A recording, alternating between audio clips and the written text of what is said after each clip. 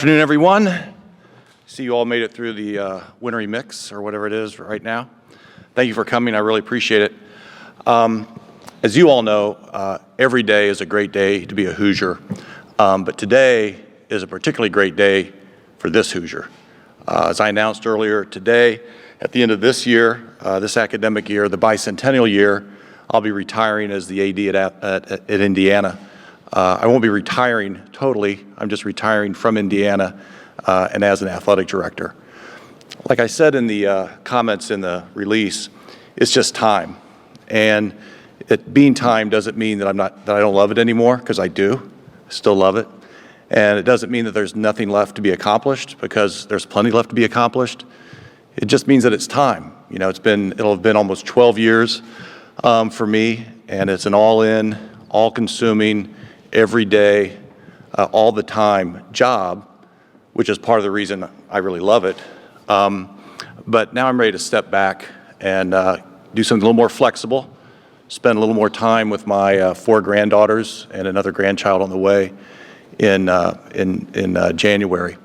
So that's what I'll be doing at the end. I don't know exactly what I'll be doing, but I know something will come up and it'll be great fun. So I came here to try to reestablish a strong foundation for Indiana University athletics. I really feel like we have done that, and it's time for me to exit stage left, so I will be doing that. With that, I'd be happy to answer any questions you may have. Zach, go ahead. I guess, when did you kind of first know that this was the decision you wanted to make, and if you can, as much as you're willing, take us through kind of the steps from that point to right now? Sure. So I've been thinking about it for a while, Zach. The bicentennial year seemed like a natural bookend. We've been pointing a lot of our efforts and using, in some ways, the bicentennial as a hook to get things done. We'll complete a record-shattering bicentennial capital campaign soon. We will complete our bicentennial capital campaign, which has invested just in the last decade over $250 million in our facilities. So things came together, and I think it was a natural time to reflect on that. And I've been thinking about it for quite a while, and talking to my wife Barbara, and I think it's sort of an Ignatian thing to settle yourself with a decision and see how it feels. And this felt really right, and I have no regrets and feel really positive about the decision, but giving that some time to stew with me was good. In terms of timing, my hand got a little forced by the Tom Allen contract extension, because I felt that it was only right to let Tom know that, of what my intentions were. I hadn't told anybody until that point. In fact, he actually asked me during those conversations about, what my plans were and an interest in me being around. I couldn't quite tell him about my plans until I told the president, so I actually scrambled a late evening meeting with President McRobbie on the Wednesday before the Allen announcement. I think that'd be like the 4th of December. So I told Michael that night, and then I told Tom the next day.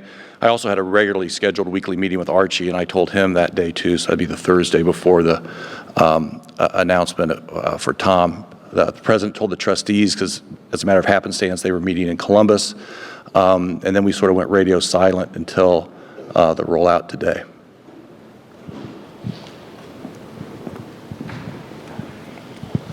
Fred, when you took this job, back when you didn't really have any athletic director experience coming into it, so looking back over it all, can you maybe talk about the 1 or 2 or 3 things about this job that surprised you the most?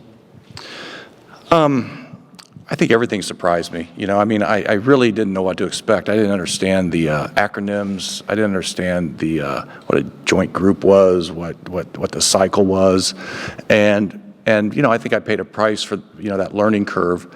But at the same time, I think that was more than offset by I was too dumb to know what I couldn't do. And I think we went after some things and did some things that conventional wisdom might have said we couldn't do.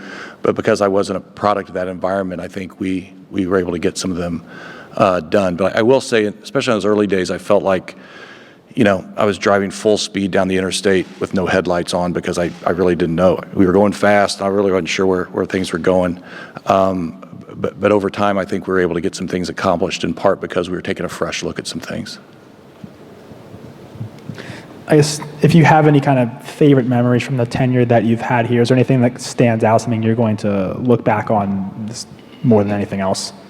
I'm sorry, like a favorite moment? Yeah, just kind of like a favorite memory, something you're going to, look back on your tenure as like the number one thing that you accomplished. Yeah, no, that's great. I'm thankful and fortunate that I really have a chock full memory cabinet of fun things and cool things. Most of them involve interacting directly with the students, which is day in and day out my favorite part.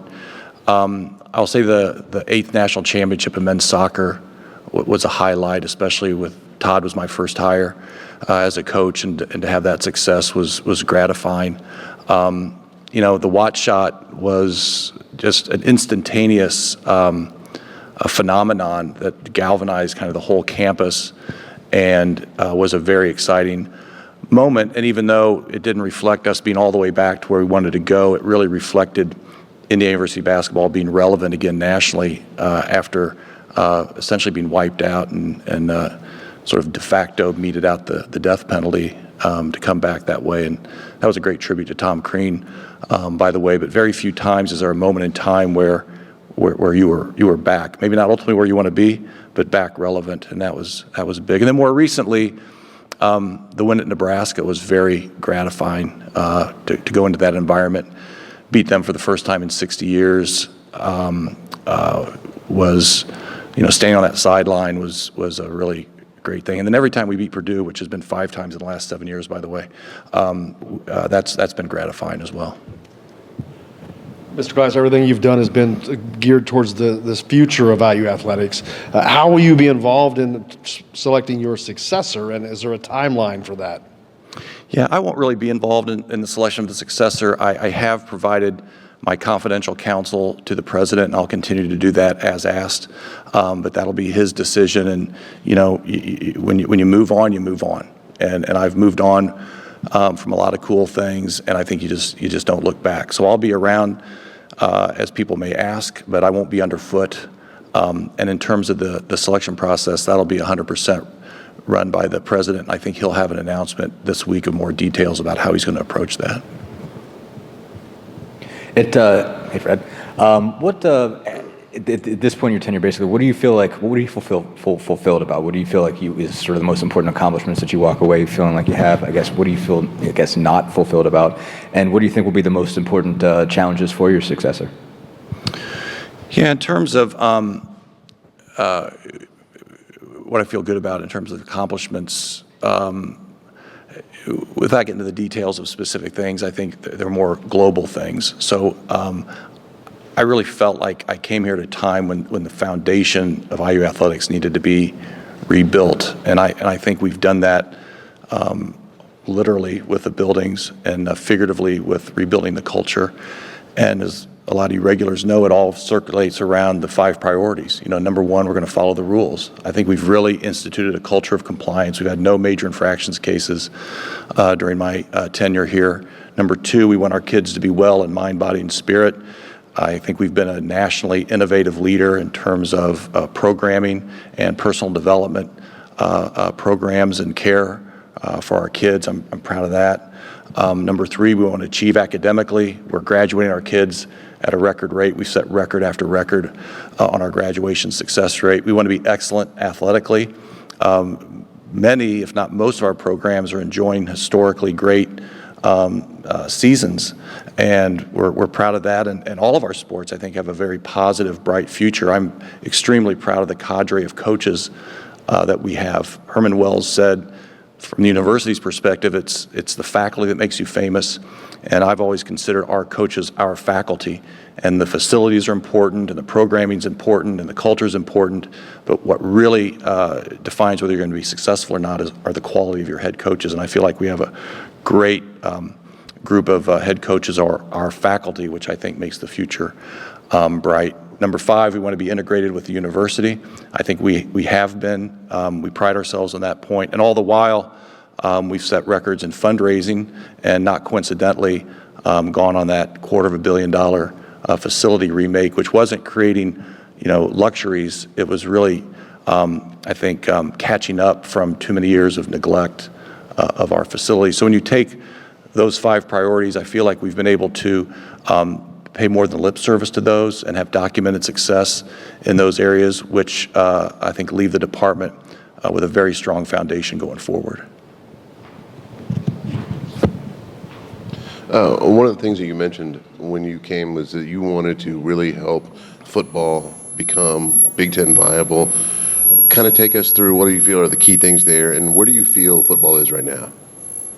Yeah, it's funny you mentioned that, Jeff, because I was just talking to someone about my interview with the search committee, and part of my pitch to the search committee was Indiana's got to get football right, and there's a lot of other things we needed to do, but for a variety of reasons, we needed to get football to be excellent, like the overall Indiana University brand, because number one, I think it's important for football's sake. Football reflects disproportionately on your school, whether you like it or not. Again, Wells said that if we're going to participate in something, we should be excellent at it, and we had not been excellent at football. I think football is also important for the department, right, because it can be a huge revenue generator, not only to reinvest in football, but to reinvest in our other sports as well, and we have inventory. We have opportunity to generate more money. I've often said that if we just filled the small stadium that we have, we'd get $7 or $8 million to drop to our bottom line, which really makes a difference on our budget. So it's important for the department. And then finally, beyond being important for football and being important for the department, it's important for the university because I believe that if as an undergrad going to games as part of your experience, you're more likely to be connected to the university, and maybe you make a gateway contribution to the foundation, or maybe you're on the Dean's Advisory Council of whatever school you were in. So I think the stakes are very high, and that's why we really have focused, and I think not at the expense of neglecting other important sports and all of our sports, but we've really focused on the football investment and closing in the 2 end zones, and most recently the Terry Tallon Indiana Football Complex, and investing at an unprecedented rate in coaches, assistant coaches, offensive coordinators, strength conditioning coaches, et cetera, I think is really important. But you gotta slog at it every day and have consistency. Because as you know, Jeff, my thing was football will improve when we have consistently excellent leadership and consistent investments in the program. And, you keep chipping at that rock, and eventually, it cracks. And I think we had a little bit of a crack this year, which was sort of like an overnight sensation 10 years in the making. Thank you. From when your time started here, you talked a lot about academics being so important. Why was that so much of an emphasis for you, and how happy are you to see that the numbers and the graduation rates and stuff like that have gone up? Yeah, well, when I came here because we had a major infractions case where our most prominent coach didn't prioritize athletics, let's say, and broke the rules. And it's not a coincidence that my number one and number 3 priorities are following the rules, and then only after the wellness of the kids, academics. And that sounds super pedestrian, but if you have those basic rules in order, they are super helpful when you're in a situation, a budget question, a crisis, or whatever, and you say, if academics is really our 3rd priority and it's ahead of athletics, then we're going to do this and not that. So we're an educational institution. I think it should be patent that academics should be preeminent. It is for us, second only to playing by the rules. And I'm really gratified that we went from a graduation success rate shortly after I was here that I think was about 74% to one that, as we sit here today, is 91%. And in those intervening years, we tied or set 7 straight records. And I guess, Dustin, if we were going to look at particular things to be proud of, I'm particularly proud of the improvement of our graduation success rate. You discussed basketball being kind of in a dire situation when you took over. How do you evaluate just the basketball program during your 10 years here and kind of the future, where it stands now and where you see it kind of going?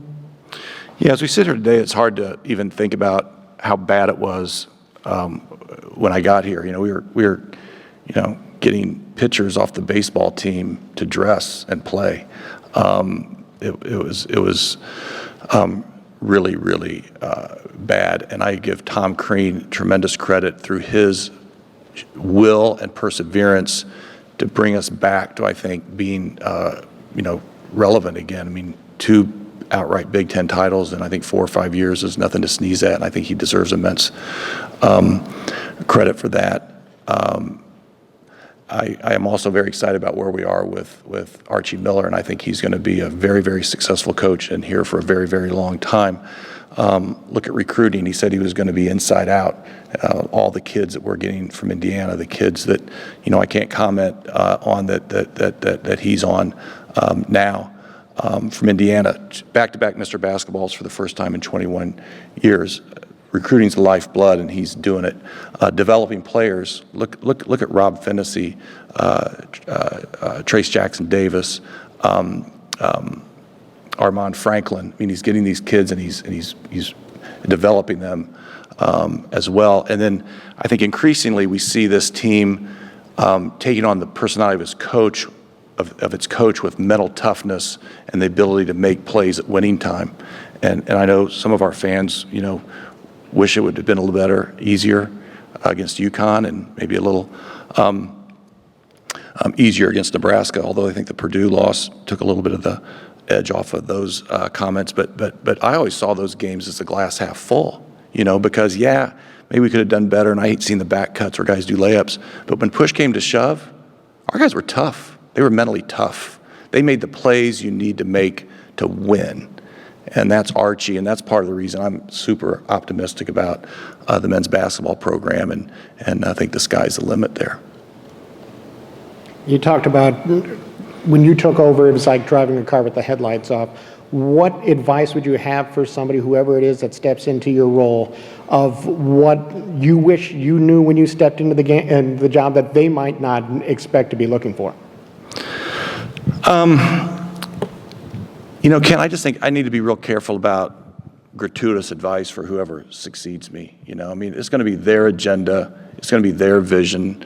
I'm really proud of what we've accomplished over what will be the last 12 years. And I hope a lot of the commitment to being a values-based organization, a student-centered organization, committing to their personal development as much as we commit to their academic development and their athletic development. I hope those stay. But every person faces new challenges and different challenges, and I think it'd be presumptuous for me to, set an agenda or give advice to whoever comes next. What do you wish you knew? Other than like anything and everything, yeah. That's hard to tell. It really was those early times were sort of a blur at this point.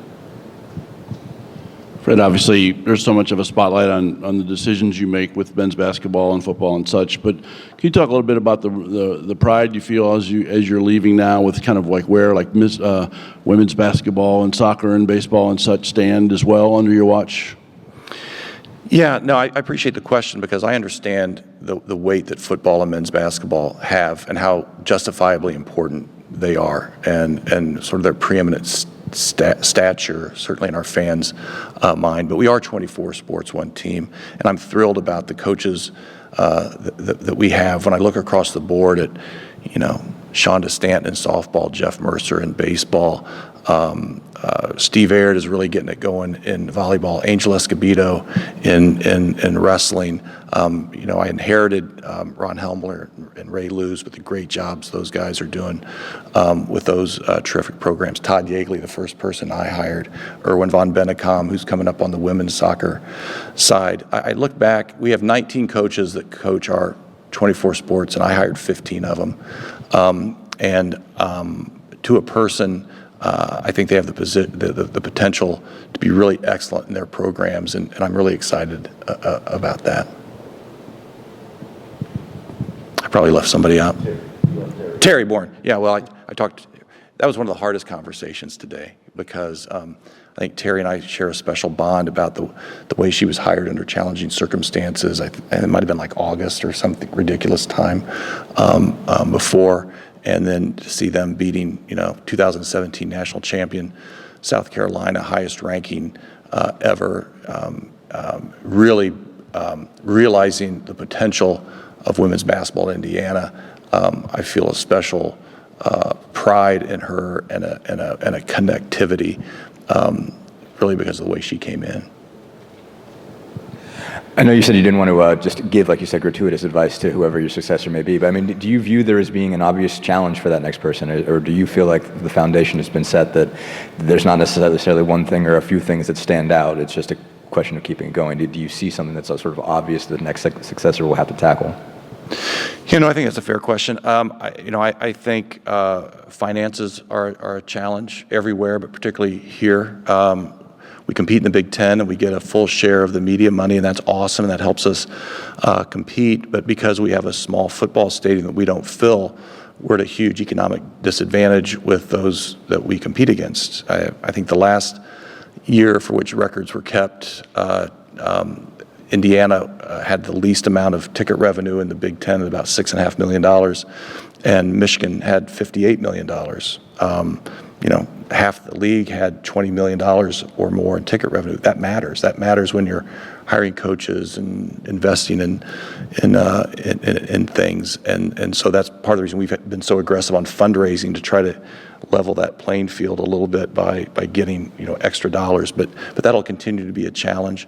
And that's part of the reason I'm so appreciative to the president and the board of trustees for their support in helping us make the investments that we've made in football. One of the things I emphasized to Tom when I told him that I was moving on was that the commitments we've made to football are institutional commitments. They're not Fred Glass commitments. They're not even just athletic department commitments. They're commitments that have gone up to the president and the board of trustees in terms of the size of his compensation, the evergreen nature of his term, and all the things that I think indicate real support for him. So I think finances are a challenge, but I'm appreciative of the way the university is supporting us there. The other thing is just the whole landscape of intercollegiate athletics is dramatically changing. It's dramatically changed since I've been here, and there are even more dramatic changes on the horizon with name, image, and likeness, pay for play.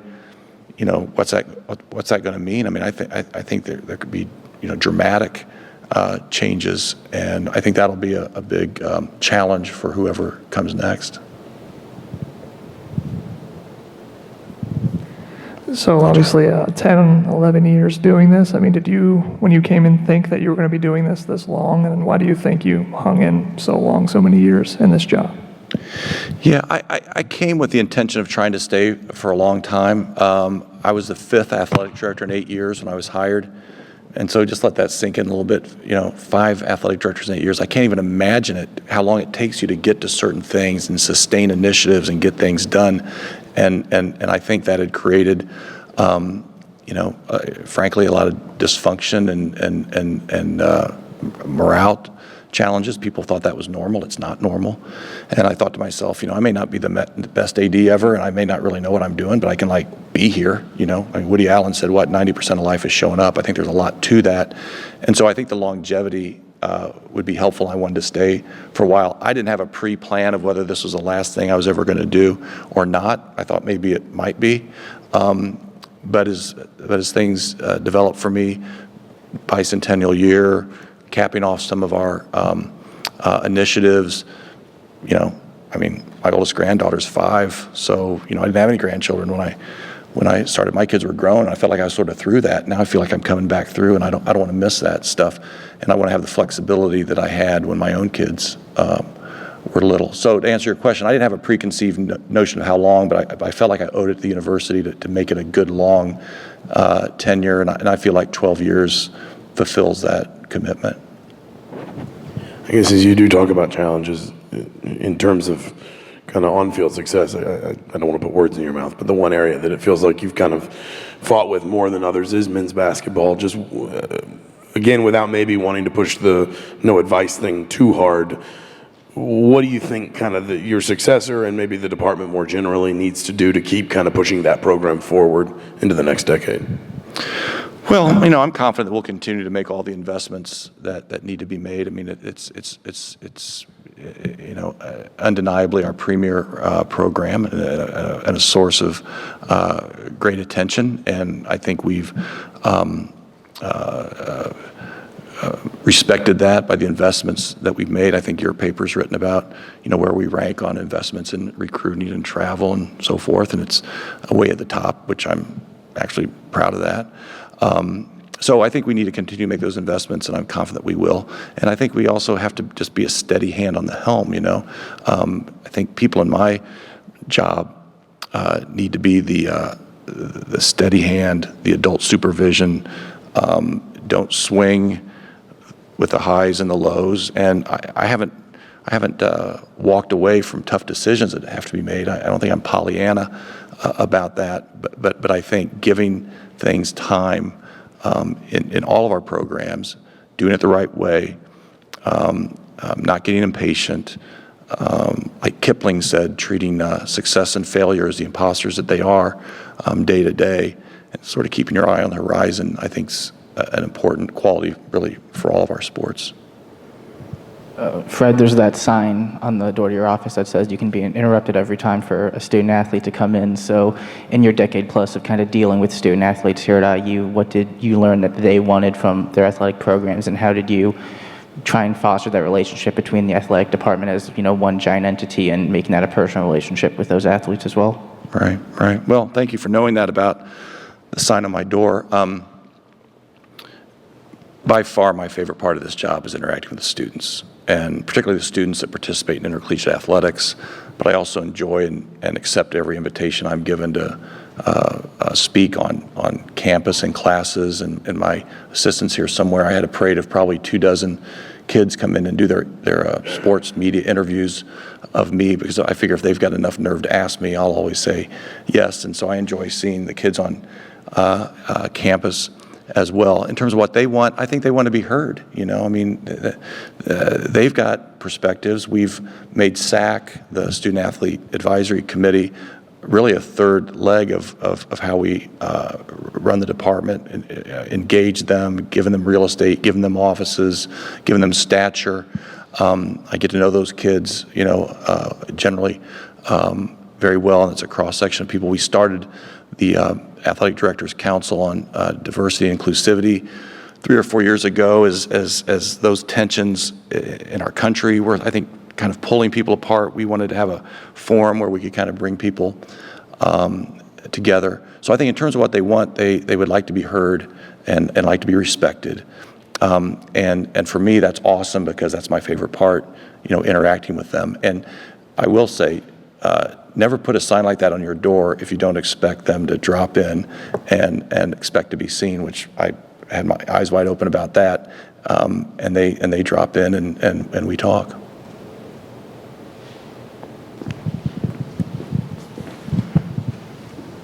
You mentioned you had a private meeting with Archie to kind of break the news to him. I mean, I guess what was his reaction to that? And you mentioned how you've liked what he's done recruiting, but other things that he's doing with the program that you're really kind of happy with?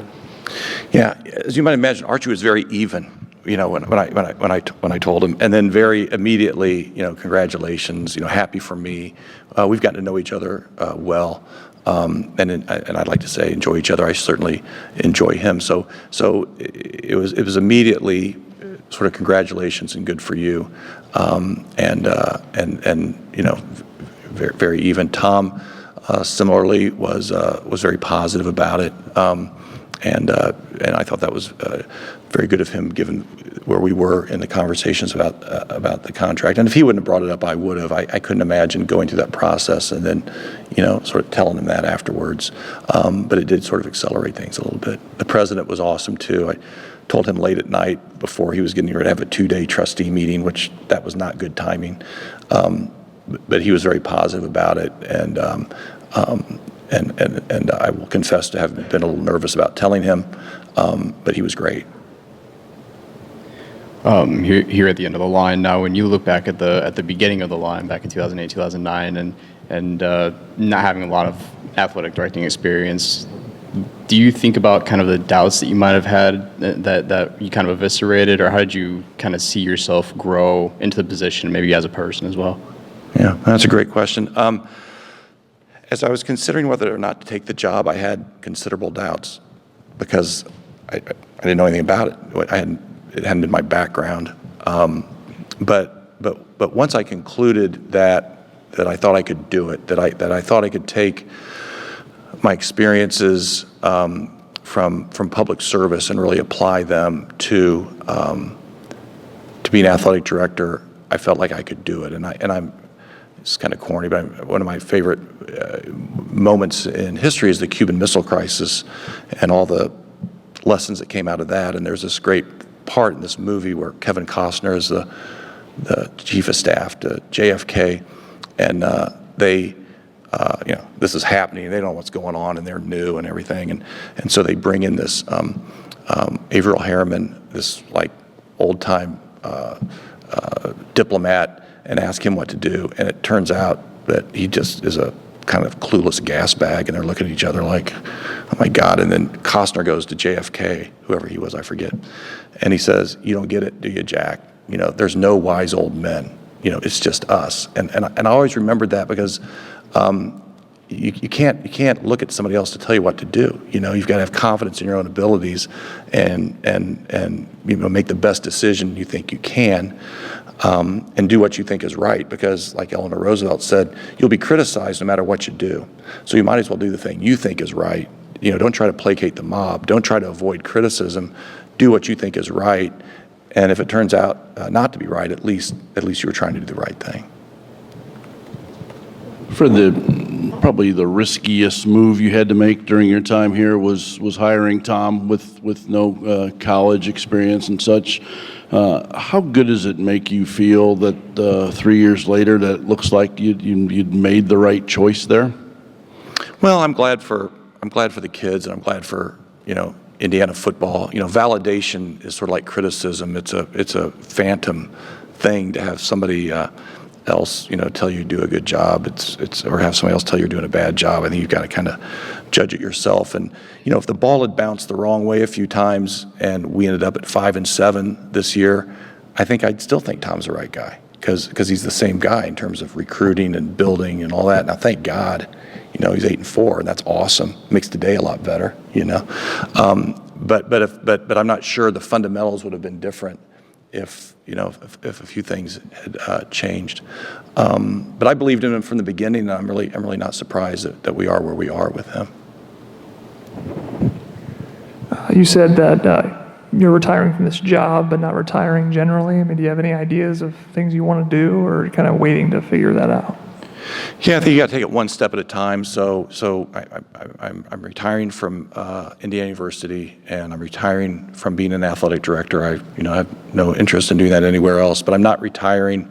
Professionally, I'll return to Indianapolis and see what makes sense. My guess is it'll be something similar to what I was doing before. I think I'm fortunate that I had this life before, and I have a trade. I'm a lawyer, and had a practice, and I can go back to that. And I think that makes it easier for me to disengage and sort of go back than maybe some of my other colleagues who may not have that luxury.